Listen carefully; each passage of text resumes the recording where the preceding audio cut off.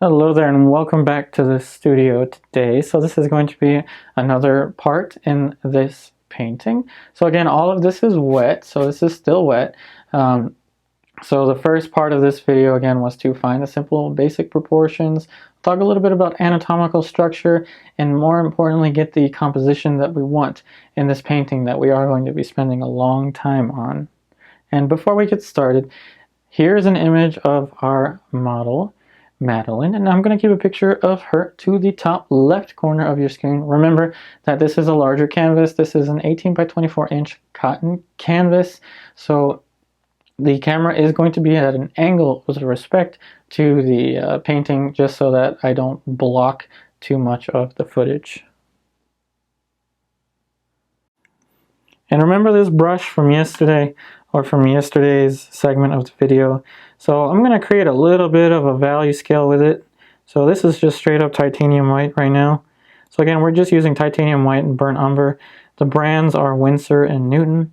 And if you're new to this channel, you want to know exactly what materials I'm using, you can always go ahead and scroll down to the description box below.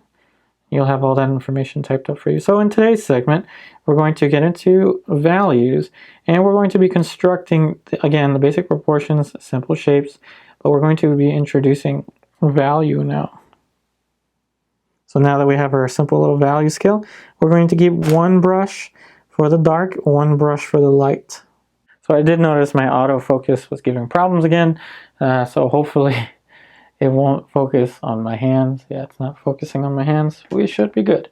So now, what I'm going to do is I'm going to have to think very, very carefully now. I think instead of just jumping right into the values here, that is with the lights, I'm actually going to get my palette knife and some kind of large brush and fill in the background. So now I have a larger brush here. So what I'm going to do is with the palette knife, and again the palette is a little bit, it's below so you can't actually see what I'm doing. I'm actually just mixing up the titanium white with the burnt umber in equal parts very, very quickly. And I did that with the palette knife first, just so I can get more paint onto it. So that on its own is too dark, sorry, too light. So I'm going to not stress too much about getting the exact value. We're going to use value not so much to create any kind of, finished looking image or anything like that, but we're going to use value as another tool to help see the proportion, to help see the drawing. Pretty sure I don't have the final proportion that I want just yet.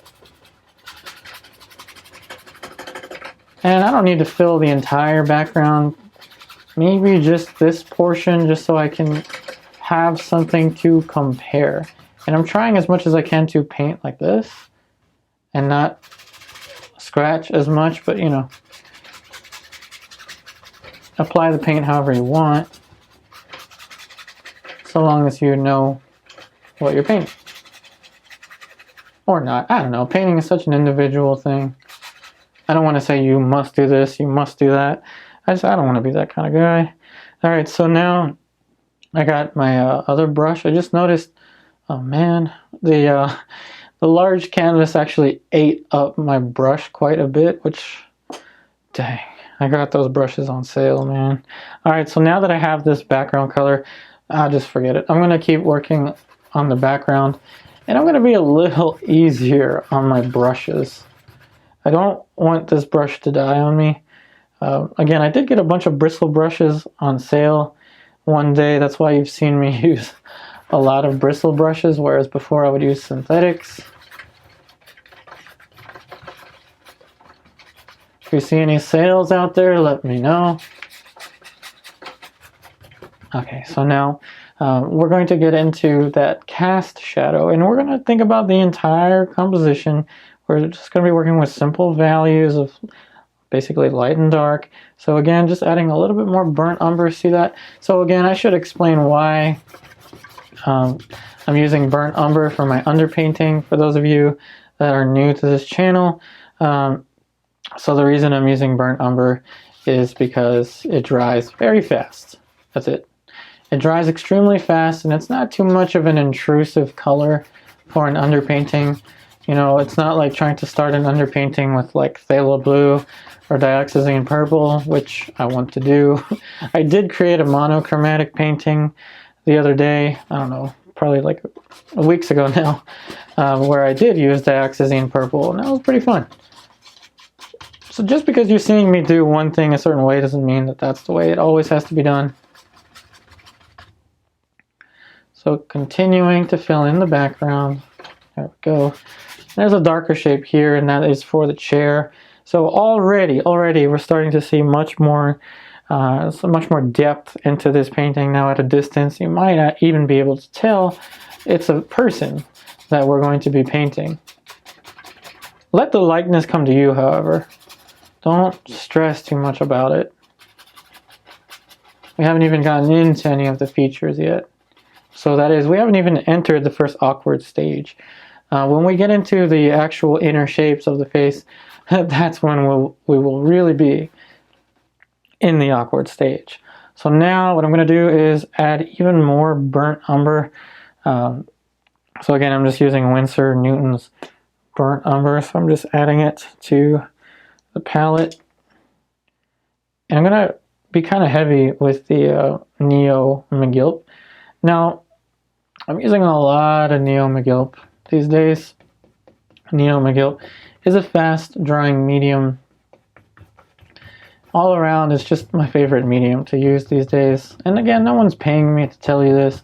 I'm just telling you directly my true thoughts on certain, materials.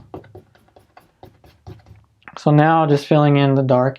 Yes, I know that there are some little indications of whatever that is, the little holes in the model's clothing. Not really that important. We can suggest it, however, by leaving certain areas open. That's fine.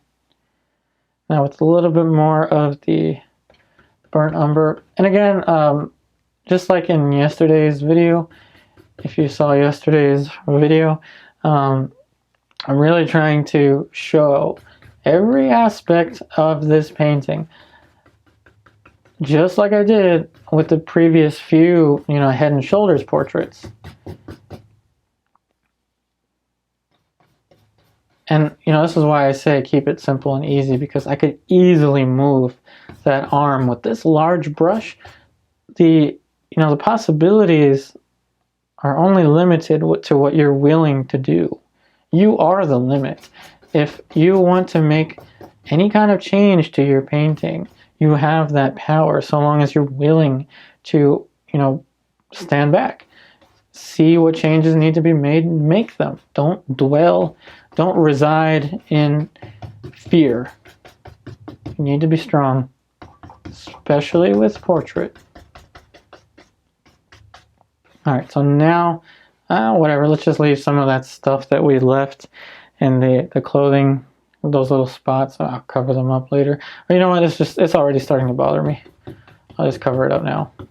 Okay, so now we're going to start to, create some of the shapes for the face and for the hand.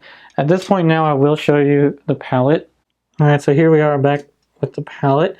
So I'm going to have a designated light brush, which will be that one.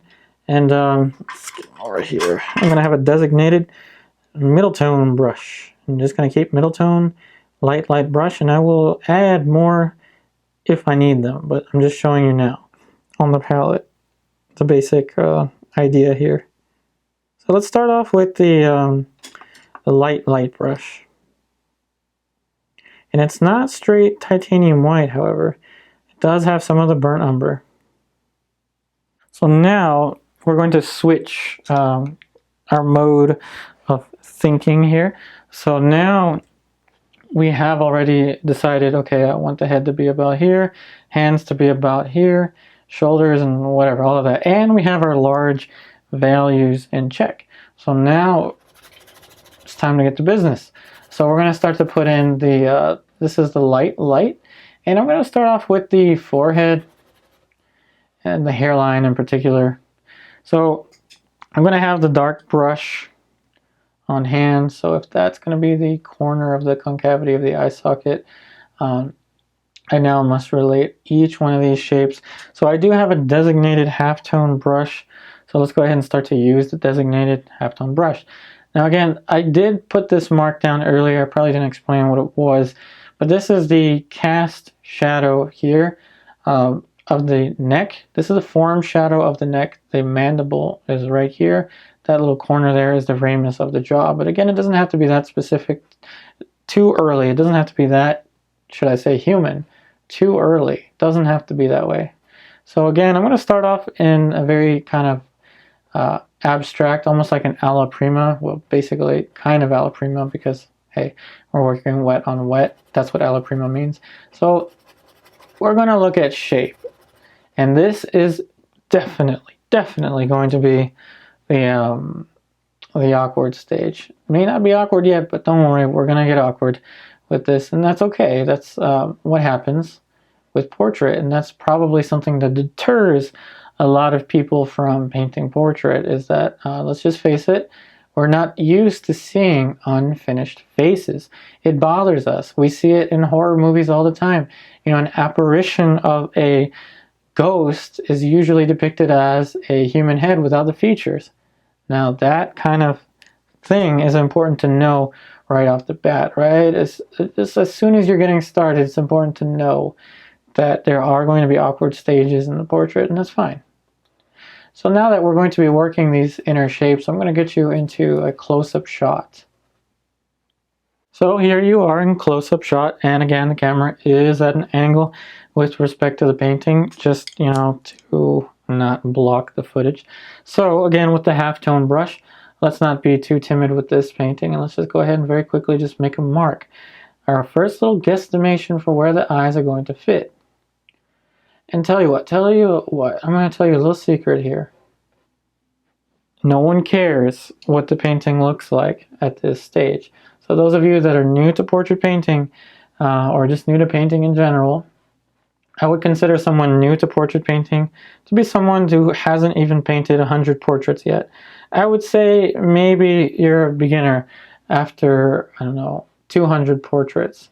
And I am exaggerating a little bit, I know, but the important thing is to just jump in there. Jump in there. Don't be afraid.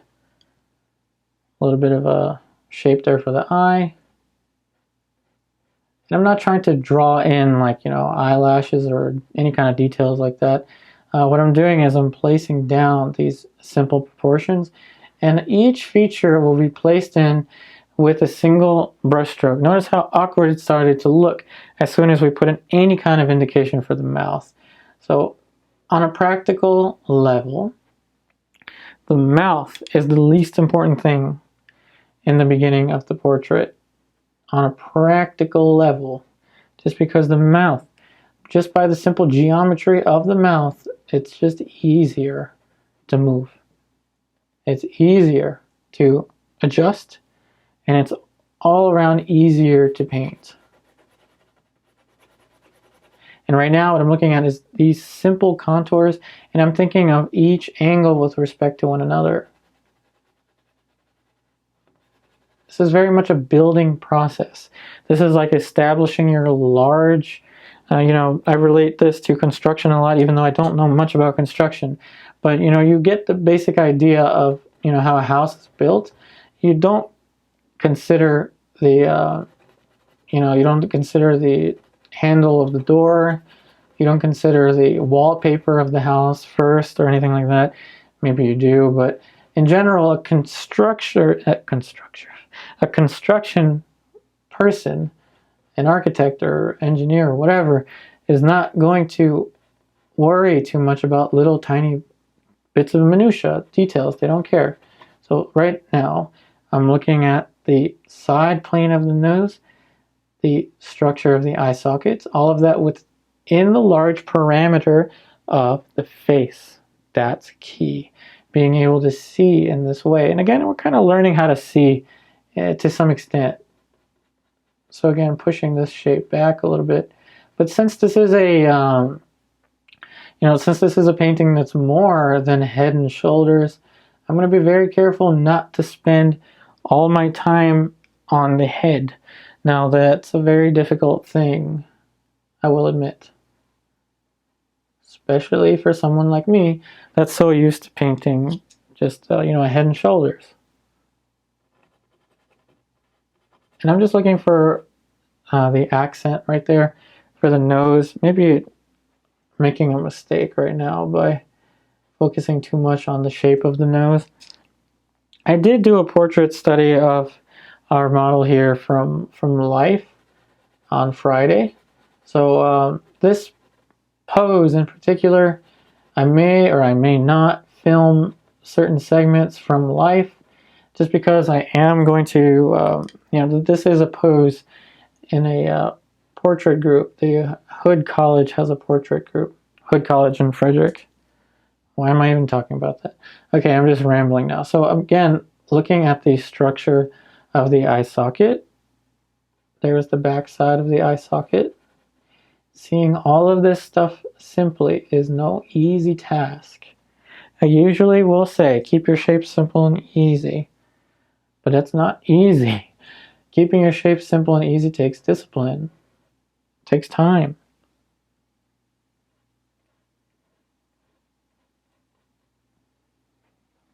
So now I'm going to fill in a little bit more of a light shape here for the cheekbone. And when you're working with an underpainting, it's actually okay to go lighter. This is much lighter than I would want the portrait to be if I were going to make this a one-sitting portrait.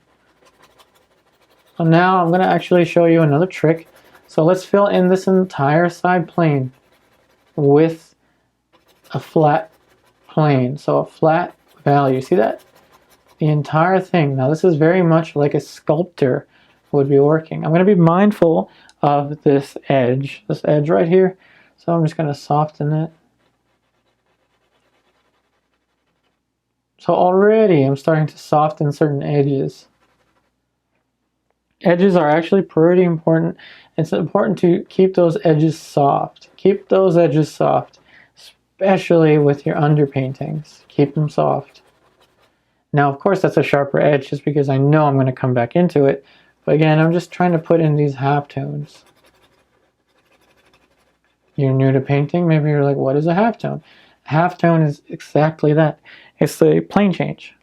That's it. That's all it is. No more complicated than that. Filling in some light on the neck.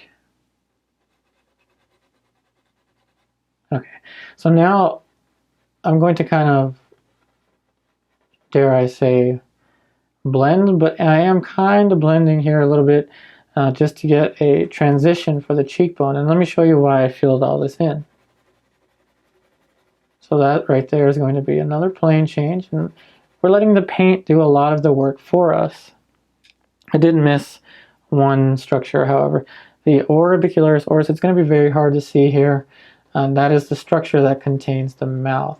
So I'm going to add a little bit more light onto this brush. Again, this is the halftone brush. And it's going to look kind of goofy, and it's okay.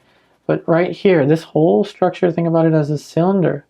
And this whole structure here is going to be turning. So there's going to be some turning values here, some larger planes. And that's going to be important to describe the structure of the mouth. You'll see what I mean. So lighter up here towards the chin.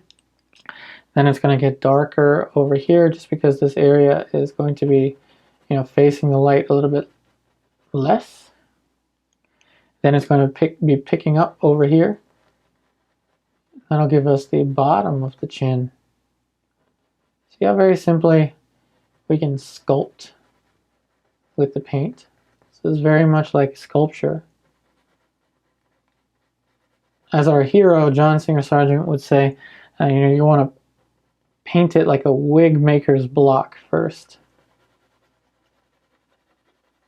He would say something along the lines of the features are nothing more than, say, spots on an apple. So now let's go right into this. See, I didn't add any more paint onto the brush. Now with a light touch, feather-like touch. Subtracting less and less paint. See how I'm building these planes? It's important to be a master of your materials. There are many factors in painting, but one of them is definitely down to paint handling. So see how quickly I just got all of these simple little plane changes without having to spend too much time, like mixing paint. And I think that the canvas, actually just looked at my viewfinder, I think that the canvas is a little bit too bright right now. Alright, so I just changed the light sensitivity on my camera, which kind of makes sense because we're now getting into much more sensitive value changes. And now I'm going to look at the entire structure here again. I may have to push this shape up ever so slightly. And I want to think about the basic patterns here. So by pattern, I mean maybe right there. Little angle for the hair. And at this stage, I don't care about the likeness. I don't care about the features. I don't care about any of that stuff. Then you're wondering, well, what do you care about? What I care about right now is that I get this surface of the painting to a point where I can continue to develop the structures after it dries. That's paramount. So let's go ahead and push this shape up a little more, trying to get even more of an intricate shape. But it doesn't have to be that perfect just yet. When you create an underpainting like this one, it gives you that freedom.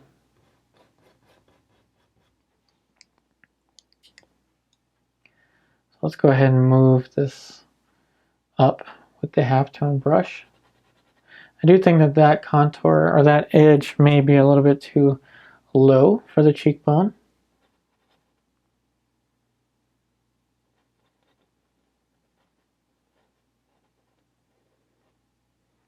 I'm much more focused on this contour right now. Okay, so I'm moving that shape up a little bit, which will change the overall structure of the cheekbone. And how did we make that decision? So we're making these decisions. Again, I tend to sound like a parrot sometimes because I will repeat the same things over and over and over again, but that's just how it is. So we're looking at these simple shapes and we're trying to relate them to one another. So this angle, I think she has more of a chin. So I'm going to add a little bit more specificity there. Move that up. And I'm thinking about each one of these little shapes. A shape has a very specific purpose in painting. It's much easier to move a line, I will admit, than to move an entire shape. But once you get into the habit of moving shape and thinking about shape just like you would a line if you were working with a linear drawing, like most of us, myself included, tend to be a little more comfortable with, it will open doors for you in painting.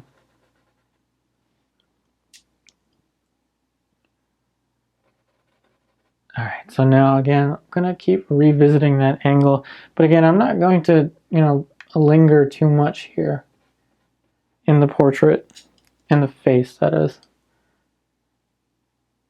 Just enough here to suggest where the eyes are going to fit eventually.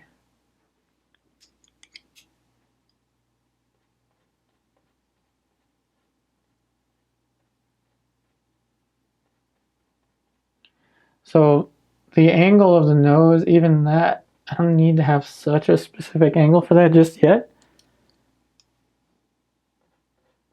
I just decided to move these brush strokes, which indicate the eyes, up a little bit, just to add a little more structure there. I'm going to go ahead and turn the camera. So I just moved the camera right in front, basically, just so you can see from this perspective, which does make painting very complicated for me right now, because I am leaning over the camera, and because this is a larger painting, I have all of my stuff a little bit, oh, whatever. I'm just rambling. I'm not going to be in this shot that long, but I just want you to be able to see what the painting looks like with as minimal distortion as possible.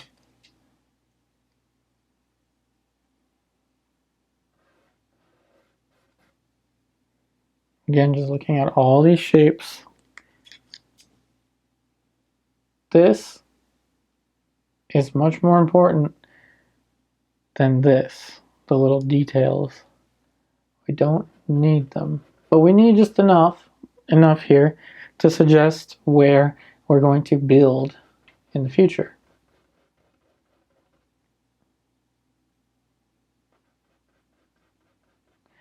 Okay, so I did say softer edges, so just go ahead and soften.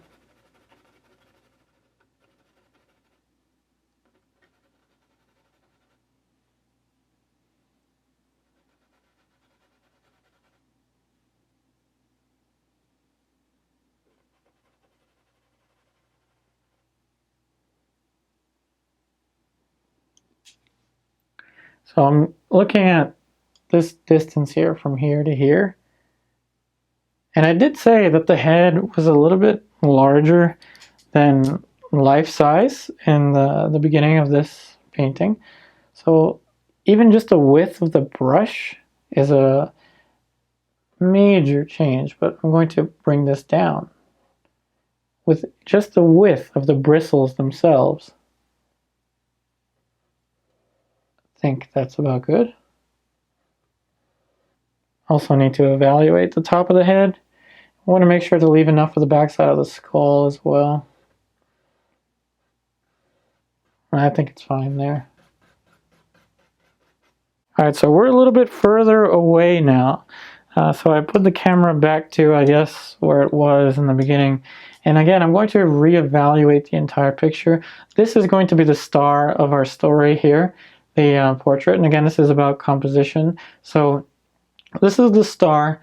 This is kind of the, you know, the, whatever the term is, not the main star, but still a star in our picture. So I'm going to basically frame our star.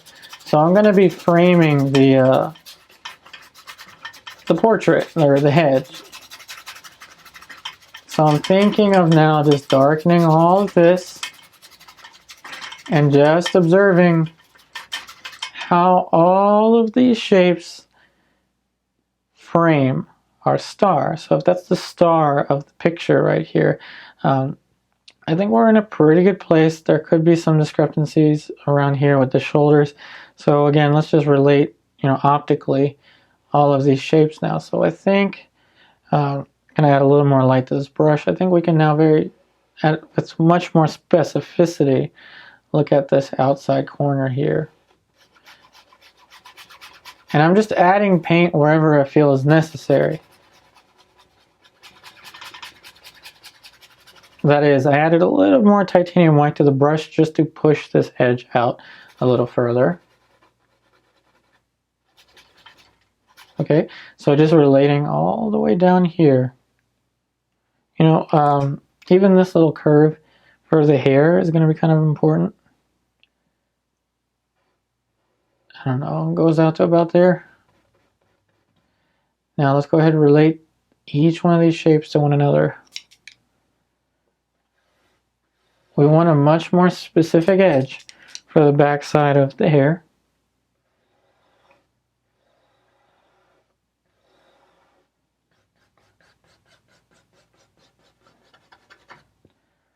And is that enough? Maybe, or maybe not. I think we're going to add a little bit more.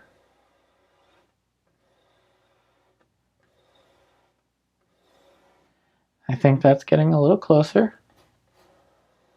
See how we're adding much more specificity. Bet you thought I was going to go right into the hands.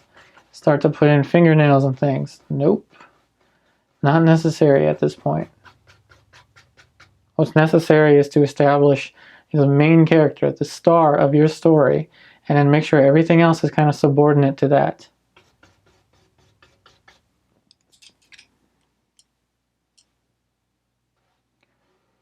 So much more of a gentle curve here for the shoulders. And I know there's a lot of details there that I need to add.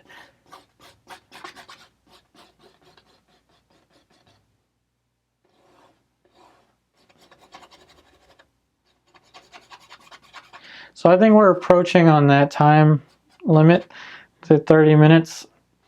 So I think this is going to be a pretty good place to let the painting, or not let the painting, but I think this is going to be a good place to cut this segment of this video. That being said, I really hope that today's video helped you out. Remember, keep everything simple and easy. Most of all, enjoy the process. That being said, I wish you the best in all of your artwork, and I'll be back again very soon.